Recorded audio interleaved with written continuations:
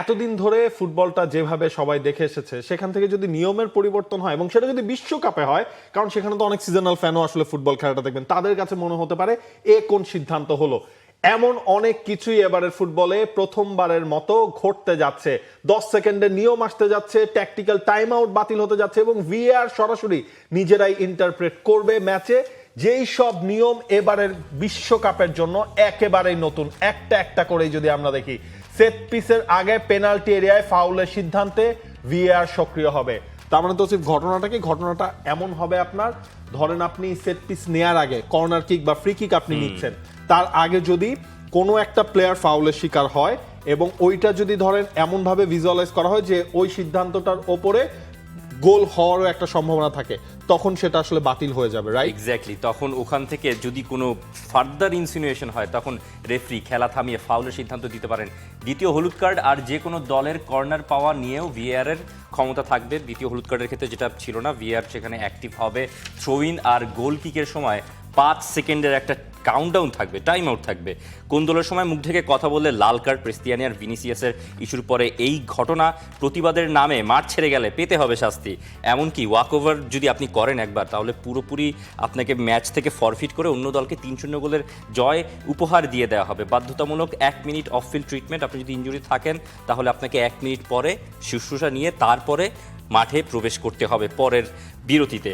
বাতিল tactical time আউটের দিকে উঠে পড়ে লেগেছে এই আইএফএবি, ইন্টারন্যাশনাল ফুটবল অ্যাসোসিয়েশন বোর্ড। মানে ট্যাকটিক্যাল টাইম আউটগুলো কোনোভাবেই তারা আর দেখতে চান না। মানে আপনি একটা প্লেয়ার ইনজুর্ড, এই ফাঁকে যে কোচ গিয়ে প্লেয়াররা যখন সাইডলাইন চলে আসবেন, কোচ কিছু একটা বলে দেবেন, এটা হতেই দেবে না তারা। মানে ঘটনাটা যেটা মানে আইএফএবি তারা যেটা মানে নিয়মটা যেটা আনছে, সেই জিনিসটা হলো যে আপনার ট্যাকটিক্যাল টাইম আউটটা কি, ধরেন আপনার গোলকিপারকে অনেক সময় দেখা যায় হচ্ছে তিনি পড়ে রয়েছেন, এই ফাঁকে হচ্ছে আপনার কোচ পানি খাওয়ার ভঙ্গি করে সব ফুটবলাররা সামনে আসেন, ওই মোমেন্টে হচ্ছে কোচের একটা আপনার ইনস্ট্রাকশন থাকে। এই যে ভিনিসিয়াসের ঘটনা, সেটা নিয়ে আমরা আলোচনা করব। কিন্তু এই জিনিসটা কেন করা হলো? সময় ক্ষেপণ আপনার হচ্ছে কমাতে হবে। যখন এই ধরনের ম্যাচগুলোতে এই ধরনের অনাকাঙ্ক্ষিত সিচুয়েশনগুলো হয়, সেটা যেন ফুটবলে ওই টাইম কিলিং এর জায়গাটায় খুব বেশি ইফেক্ট না ফেলতে পারে, সে কারণে কিন্তু এই নিয়মগুলো আনা হয়েছে। আপনার মনে আছে ওই যে ম্যানচেস্টার সিটির ম্যাচে দোনারুমার এগেইনস্টে সেই অভিযোগটা করা হয়েছিল যে তিনি ওখানে টাইম কিল করেছেন, পেপ গার্দিওলা এদিক থেকে হচ্ছে গিয়ে তার দলকে নতুন করে কৌশলটা তিনি বাতলে দিয়েছেন। তার মানে আপনার ট্যাকটিক্যাল টাইম আউট থাকছে না। এরপর আপনি একটা জিনিস খেয়াল করেন যে 10 সেকেন্ডের একটা নিয়ম কিন্তু সেখানে আলটিমেটলি আছে। 10 সেকেন্ডের এই নিয়মে প্রয়োগও কিন্তু হয়ে গেছে। জাপান এবং আইসল্যান্ডের এই যে আপনার প্রীতি ম্যাচ, সেখানে কি করলো আইসল্যান্ড হচ্ছে কি আপনার লিনসনকে তারা চেঞ্জ করার ইনস্ট্রাকশন দিল। মানে ওই বোর্ডটার মধ্যে হচ্ছে ফোর্থ অফিসিয়াল, তিনিও সেটা দেখিয়ে দিলেন। কিন্তু লিনসন 10 সেকেন্ডের বেশি সময় নিয়েছেন মাঠ থেকে বের হওয়ার জন্য। তার জায়গায় যিনি নেমেছেন থরভাল্ডসন, তিনি কিন্তু তখনই মাঠে নামতে পারেন নাই, তাকে 1 মিনিট ওয়েট করতে হয়েছে এবং জাপান ওই 1 মিনিটের মধ্যেই কিন্তু গোল দিয়েছে। তার মানে আপনি বুঝেন এটার কিন্তু অলরেডি ইমপ্লিমেন্টেশনটা হয়ে গেছে। আপনাকে বদলি যখন করা হবে, আপনার 10 সেকেন্ডের মধ্যেই আপনার মাঠ ছাড়তে হবে, না হলে আপনার নতুন যে বদলি ফুটবলার সে মাঠের বাইরে ওই জায়গায় তার থাকতে হবে। একই সাথে দেখেন ওই যে অফ ফিল্ড ট্রিটমেন্টের যে কথাটা আপনি বলছিলেন, আপনি হচ্ছে 1 মিনিটের বেশি সময় আপনি ক্ষেপণ করতে পারবেন না। আপনার জন্য যদি মেডিকেল টিম মাঠে প্রবেশ করে কোনো একটা মুহূর্তে, তাহলে আপনাকে মাঠের বাইরে 1 মিনিট থাকতে হবে, তারপরে আপনি মাঠে প্রবেশ করতে পারবেন। ক্রিস্টিয়ানির যে ঘটনাটা, যে ডিরেক্ট আপনি হচ্ছে মুখ আটকে যদি আসলে কোনো কিছু বলেন এবং সেটা যদি এমন হয় যে কোন দলটা বাড়িয়ে দিবে, বা হচ্ছে আপনার এমন হয় সেই জিনিসটা বোঝাই যাচ্ছে একটা গ্যাঞ্জামের সময় আপনি ওইটাকে আরো তাতিয়ে দেওয়ার চেষ্টা করছেন, তখনও কিন্তু ওই পানিশমেন্টের হিসেবটা ফুটবলে চলে আসছে। কিন্তু এখানে একটু ক্লিয়ার করতে চাই যে এই ধরনের সিচুয়েশনে মুখ ঢেকে অনেকেই কথা বলেন ম্যাচ শুরুর আগে, বা টিমমেটদের মাঝখানেও কথা হয়, যেহেতু অনেক ক্রাউডের অনেক ঝামেলা থাকে, অনেক সাউন্ড থাকে পুরো স্টেডিয়ামে, কথা একজনেরটা আরেকজনের কাছে পৌঁছতে হলে মুখটা ঢাকতে হয় অনেক সময়। সেক্ষেত্রে কোনো পানিশমেন্ট নেই, শুধুমাত্র যখনই ঝগড়া, কোন্দল বা অমন কোনো সিচুয়েশন হবে যেখানে একজন টিমমেট অন্য প্রতিপক্ষ কাউকে, কোনো প্লেয়ারকে উদ্দেশ্য করে কিছু একটা বলবেন, তখন যদি ওই সময় ওই রকম সিচুয়েশনে, মানে হস্টাইল সিচুয়েশনে এই ধরনের জেস্চার করা হয়, মুখ ঢেকে কথা বলার চেষ্টা করে, তখন আপনি সরাসরি লাল কার্ড দেখতে বাধ্য। দ্বিতীয় হলুদ কার্ডের ক্ষেত্রে যেমন আগে তো ভিএআর এই হলুদ কার্ডের ক্ষেত্রে দ্বিতীয় হলুদ কার্ড যদি কাউকে দেখতে হতো না, ভিএআর ইন্টারভিন করতে পারতো না। যেমন কামাভিঙ্গাকে রেড কার্ড দেখতে হলো সেকেন্ড ইয়েলো দেখে, সেটা একটা কন্ট্রোভার্সিয়াল ডিসিশন।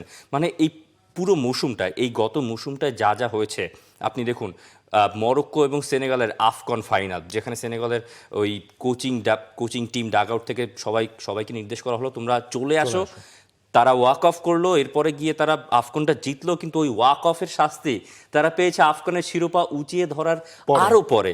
এখন ওখান থেকেও একটা শিক্ষা এবার বিশ্বকাপে যারা পার্টিসিপেট করেছে 48 দল, তাদেরকে নিতে হবে যে কোচিং ইউনিটের বা ডাগ আউটে দাঁড়িয়ে কেউ কাউকে এই ধরনের যদি ইশারা দেয় যে তুমি চলে আসো, ওয়াক অফ করো, এই ধরনের ইশারাকেও আলাদা করে পানিশ করবে ফিফা। এবং আরো কি কি নিয়ম আছে, থ্রোইন আর গোলকিকের সময় আপনার 5 সেকেন্ডের একটা কাউন্টডাউন থাকবে। আমরা দেখি অনেক সময় কিন্তু হচ্ছে এইভাবেও টাইমটাকে কিল করা হয় এবং সেটা ভিজিবল হবে, কাউন্টডাউনটা ভিজিবল হবে। এবং এটা কিন্তু হচ্ছে আপনার গোলকিপারদের মধ্যে একটা মাথায় কিন্তু একটা চাপ কিন্তু আপনার কাজ করবে, কারণ বাই এনি চান্স আপনি যদি 5 সেকেন্ডের মধ্যে গোলকিকটা না নিতে পারেন তখন কিন্তু আপনার অপোনেন্ট টিম কর্নার কিক পেয়ে যাচ্ছে, মানে আপনি বিপদে পড়ছেন, আপনি বিপদ কিন্তু ডেকে আনছেন। থ্রোইন যখন তখন ধরেন হচ্ছে অপোনেন্ট টিমের কাছে সেই জিনিসটা সরাসরি চলে যাবে। এইটাও কিন্তু একটা ইমপ্লিমেন্টেশন হয়ে যাচ্ছে এবারের বিশ্বকাপে। সুতরাং অনেক কিছু কিন্তু মনে হবে হঠাৎ করে, আমাদেরও হয়তো বা মনে হবে যে এই ডিসিশনটা কেন হলো, তখন আসলে দেখতে হবে না আইএফএবি তো আসলে এই নিয়মগুলো চেঞ্জ করেছে। এরপর আপনি দেখেন last but not the least, exactly set পিসের আগে পেনাল্টি এরিয়ায় ফাউলের সিদ্ধান্ত। এই জায়গার মধ্যে কলিনার কথা অবশ্যই আপনার মনে রয়েছে, ফেমাস রেফারি, যিনি হচ্ছে এই আইএফএবির এখনকার সবচেয়ে বড় দায়িত্বে তিনি রয়েছেন। তিনি একটা বেশ ভালো এক্সাম্পল এখানে টেনেছেন। সেট পিসের আগে পেনাল্টি এরিয়ায় যে ফাউলের যদি কোনো একটা ইনসিডেন্ট ঘটে, অনেক সময় আপনার মূল রেফারি হয়তো বা সেটা এড়িয়ে যেতে পারেন, বা তার নজর আপনি আসলে কয় দিকে রাখবেন। হয়তো আপনি একটা জায়গায় দেখেছেন বলটা খেলা হয়নি, তো হয়তো আপনার সেট পিসটা আসবে এমন একটা জায়গায়, ধরেন ফার পোস্টের বাইরে আসবে, ওই ফুটবলার হচ্ছে গিয়ে জিনিসটাকে আবার ভেতর দিকটায় তিনি রাখার চেষ্টা করবেন, ওই মোমেন্টেও যদি ফাউল হয়, তিনি সেখানে বলেছেন যে ভিএআর তখন রেফরিকে বলবে, রেফরি এরকম একটা ঘটনা হয়েছে, মূল রেফরির দায়িত্বটা যিনি পালন করবেন তাকে বলা হবে তুমি কি মাঠে ওই জিনিসটা আরেকবার দেখবে কিনা। তখন হচ্ছে ওই মাঠে থাকা হচ্ছে স্ক্রিনের মধ্যে রেফরি যাবেন, তিনি দেখবেন, তার কাছে যদি মনে হয় মানে একটু বড় ফ্রেমে আর কি, তখন সেই জিনিসটা দেখানো হবে, ওইখানে একটা ফাউল সংঘটিত হয়েছে, তখন তিনি কিন্তু তার ডিসিশনটা জানাতে পারবেন। এইটার উদাহরণটা তিনি দিয়েছেন ইংল্যান্ড এবং উরুগুয়ের ম্যাচ যেটা হয়েছিল, সেখানে বেন হোয়াইটের একটা গোল হয়েছিল। বেন হোয়াইটের সেই গোলটা কলিনা বলছেন যে এইটা তো আসলে বাতিল হওয়ার কথা ছিল, কিন্তু রেফারির চোখটা এড়িয়ে গেছে। কারণ কি, সেখানে অ্যাডাম ওয়ার্টন হচ্ছে গিয়ে আপনার একটা ফাউল করেছিলেন, সেই ফাউলটা রেফারির চোখে প্রথমে আসলে পড়ে নাই। এই জিনিসগুলো যেন না হয়, ফুটবলের টেকনোলজির সর্বত্র ব্যবহারটা এবার বিশ্বকাপে হতে যাচ্ছে। হয়তো আমাদের কাছে অনেক কিছুই নতুন, তবে সময় যত গড়াবে তত এই নিয়মগুলোর সাথে আমরা হয়তো বা মানিয়ে নেবে। এবং তখন যখন নিজের পছন্দের টিম আসলে গোল খেয়ে পিছিয়ে থাকে এবং দেখা যায় অপোনেন্ট টিম টাইম ওয়েস্ট করছে, তখন তো অনেকে আসলে গালি দেন, এই যে দেখ নাটক করতেছে, এই যে দেখ হচ্ছে গিয়ে সময় ক্ষেপণ করতেছে। এই জিনিসগুলো যেন আর না হয়, সেই কারণে কিন্তু ফিফার এমন সব সিদ্ধান্ত ফিফা নিতে যাচ্ছে, এবং বিশ্বকাপ শুরুর আগে এই জিনিসগুলোর উপরও কিন্তু সবার নজর রাখতে হচ্ছে। For more updates, subscribe to our YouTube channel and click on the bell icon. Follow us on Facebook and Instagram. Download T-Sports app to enjoy exciting games and highlights. Visit tsports.com.